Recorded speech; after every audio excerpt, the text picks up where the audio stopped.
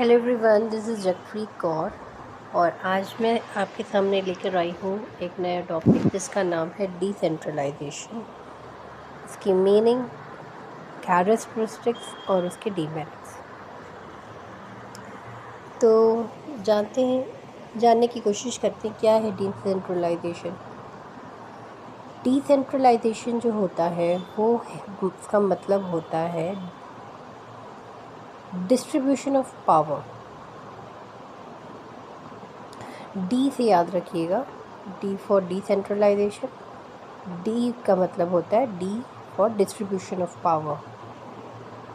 Okay, यहाँ power concentrated एक particular किसी के पास कॉन्सेंट्रेटेड नहीं रहती है। कॉन्सेंट्रेटेड पावर हमेशा डिक्टेटरशिप वाली कंट्रीज़ के अंदर होगी और डिसेंट्रलाइजेशन जो भी है वो रिप्रेजेंट करेगा डेमोक्रेसी को, क्योंकि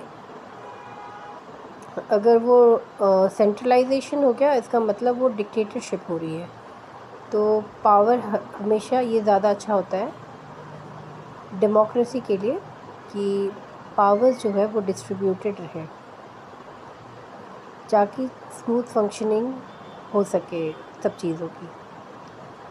ठीक है, decentralisation refers to the process of dispersing decision making powers, functions and responsibilities away from a central authority। जो पावर कॉन्सेंट्रेटेड थी, चाहे वो डिसीजन मेकिंग पावर हो, चाहे फंक्शनिंग हो, चाहे वो रिस्पॉन्सिबिलिटी हो, वो सेंट्रल अथॉरिटी से अलग कर दी जाती है।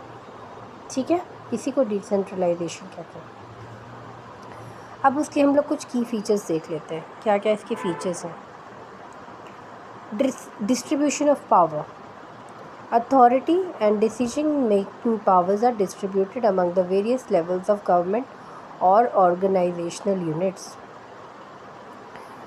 जो अथॉरिटी होती है और डिसीजन मेकिंग पावर होता है वो डिस्ट्रीब्यूट कर दिया जाता है among various levels of government.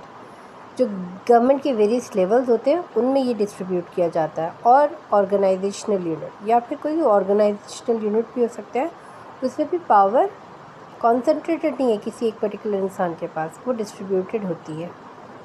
ठीक है, फॉर एग्ज़ाम्पल मैं बताती हूँ। अगर एक गवर्नमेंट स्कूल देखें या कॉलेज देखें तो सब मतलब वहाँ पर जो सबसे हायर में रहेगा तो वीसी आएगा, वाइस चांसलर। फिर उसके अंडर प्रिंसिपल मैम आ जाती है। उसके बाद मतलब वो जो अलग अलग मतलब नीचे और जाएंगे तो फिर कोऑर्डिनेटर आ जाएगी, फिर एचओडी हो जाएंगे, हेड ऑफ़ द डिपार्टमेंट। फिर उनके अंडर में टीचर्स आ जाएंगे। तो इसी तरीके से वो जो पावर्स है वो डिस्ट्रीब्यूटेड है, तो किसी एक पर्टिकुलर इंसान के पास वो कॉन्सेंट्रेटेड नहीं है। ऐसा होगा तो फिर बहुत मुश्किल आएगी। ठीक है, फिर local autonomy. Local entities have greater autonomy to make decisions that are relevant to the specific needs and circumstances। ठीक है, तो लोकल ऑटोनॉमी तो ज़्यादातर ये देखा जाता है कि लोकल एंटिटीज़ जो होते हैं उनको सबसे ज़्यादा ऑटोनॉमी दी जाती है ताकि वो डिसीजन लेके आए, क्योंकि जो लोकल इंसान होगा वो आपको नीड्स बता पाएगा कि यहाँ की ये नीड्स है, तो उसी को वो ऑटोनॉमी दी जाती है क्योंकि वो अपने इस लोकल एरिया की नीड्स को जान रहा है, समझ रहा है, तो उससे बेहतर शायद कोई बता ना सके। इसीलिए लोकल ऑटोनॉमी दी जाती है। वहाँ का जो लोकल एंटिटीज़ होती हैं उन्हीं को ये ऑटोनॉमी दी जाती है। Efficiency. Decentralisation can lead to more efficient decision making and resources allocation since local authorities have a better knowledge of local conditions। तो ये एफिशिएंटली काम करता है। क्यों? क्योंकि जो लोकल लोग होते हैं ना, वो उनकी जो अंडरस्टैंडिंग होती है ना लोकल कंडीशंस की, वो ज़्यादा बेहतर होती है। इसीलिए एफिशिएंटली काम करता है। क्योंकि अगर कोई दूसरा आएगा ना, वो उतनी प्रॉब्लम नहीं समझ पाएगा, पर जो लोकल व्यक्ति होगा ना, वो अपनी कंडीशंस, लोकल में क्या क्या प्रॉब्लम्स है, वो उसको बेहतर तरीके से जान सकेगा, इसीलिए एफिशिएंटली काम करता है।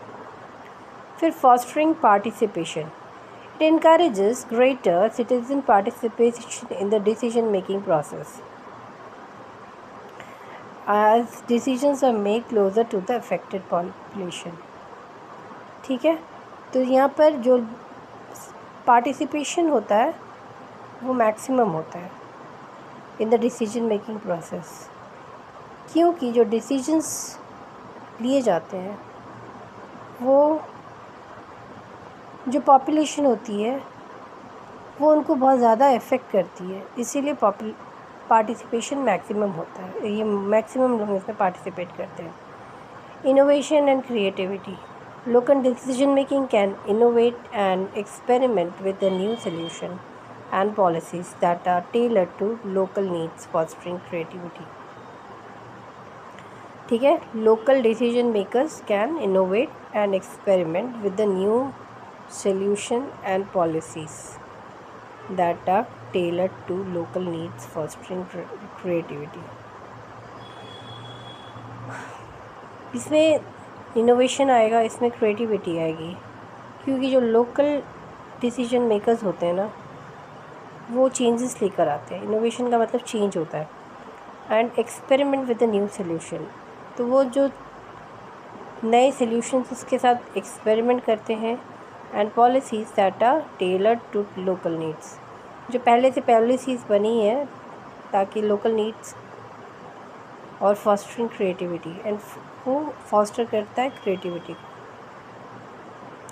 Sixth point, accountability, it can enhance accountability because decision making are closer to the citizens and can be held more directly responsible for their decision।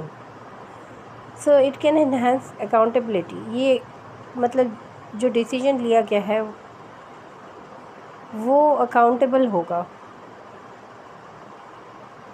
Because ये सिटीजन्स के क्लोज़र को होगा और more directly responsible for the decision. ठीक है, मतलब कि जो लोग ये डिसीजन ले रहे हैं वो उसके लिए अकाउंटेबल हो गए, अकाउंटेबल, क्योंकि ये जो लोकल लोग थे उनके लिए आपने ये डिसीजन लिया। अगर वो डिसीजन गलत होता है, the one who is taking that decision will be accountable for that. Okay, reduce burden on the central authority, ये अगर डिसेंट्रलाइजेशन होती है पावर की, तो ये ना सेंट्रल अथॉरिटी के ऊपर भी बर्डन कम हो जाता है, क्योंकि उसको बहुत सारे काम करने पड़ेंगे। अब उसका काम डिवाइडेड हो गया तो उसका बर्डन भी रिड्यूस हो गया। By delegating responsibility, the central authority can focus on broader national और ऑर्गेनाइजेशन इशू। तो इससे क्या होगा, जो सेंट्रल अथॉरिटी है ना, उसको ना एक टाइम मिल जाएगा कि वो उसके जो और दूसरे इम्पॉर्टेंट इश्यूज़ हैं ना, जो नेशनल लेवल के हैं या फिर ऑर्गेनाइजेशनल लेवल के हैं, वो उसको फिर केटर करेगा, उसके पास बहुत सारा पर्याप्त समय हो जाएगा फिर। अब बात करते हैं ना कि उसकी डीमेरिट की, कि डिसेंट्रलाइजेशन के क्या क्या नुकसान हैं। Coordination of challenge,